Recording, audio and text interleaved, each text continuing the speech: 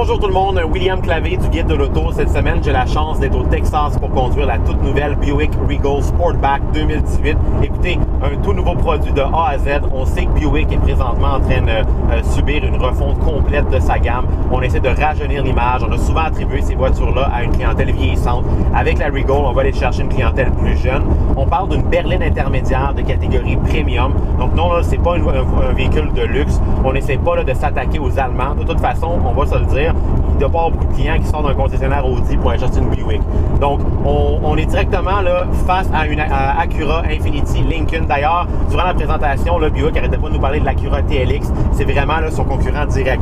Donc, après ma barre, un design qui est beaucoup plus raffiné, beaucoup plus européen, beaucoup plus stylé.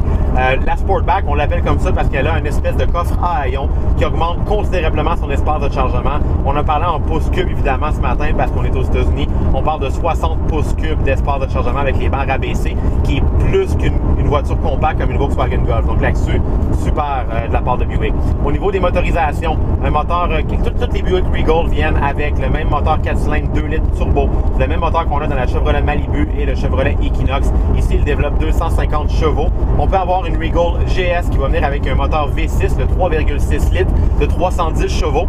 Presque toutes les Regal en fait viennent soit en version traction intégrale, c'est la version que je conduis présentement, et une boîte automatique à 8 rapports, ou on peut l'avoir à traction avec une automatique à 9 rapports.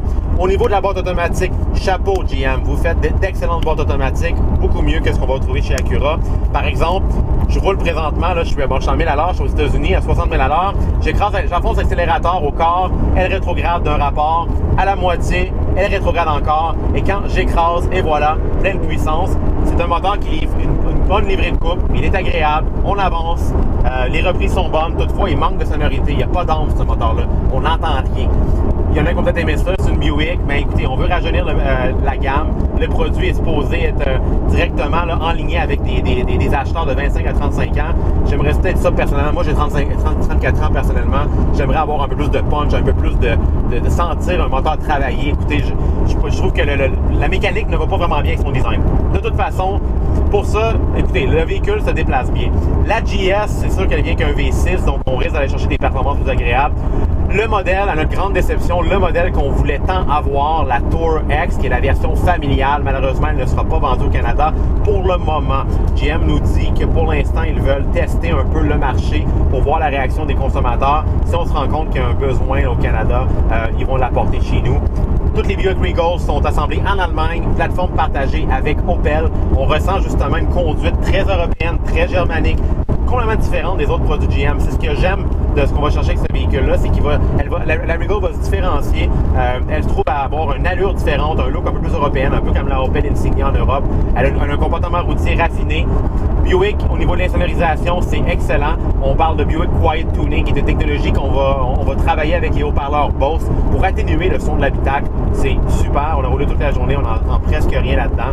Toutefois, au niveau de l'habitacle en tant que tel, c'est beau, mais j'ai pas l'impression d'être dans une voiture un peu plus haut de gamme qu'une Chevrolet. Honnêtement, ça fait beaucoup penser à une Chevrolet Malibu en dedans. Les matériaux sont pas, tu sais, ils vont essayer de mettre du faux bois dans les portes, mais c'est du plastique. C'est pas nécessairement laid, c'est un design qui est clean, qui va bien. Le système infodivertissement, il est agréable à utiliser, il est bien présenté, il est facile à comprendre. Mais on aurait pu se forcer un peu, personnellement. Je trouve que la finition intérieure, on va trouver quelque chose de mieux. Tout près de Lexus, même Lincoln Infiniti de ce côté-là.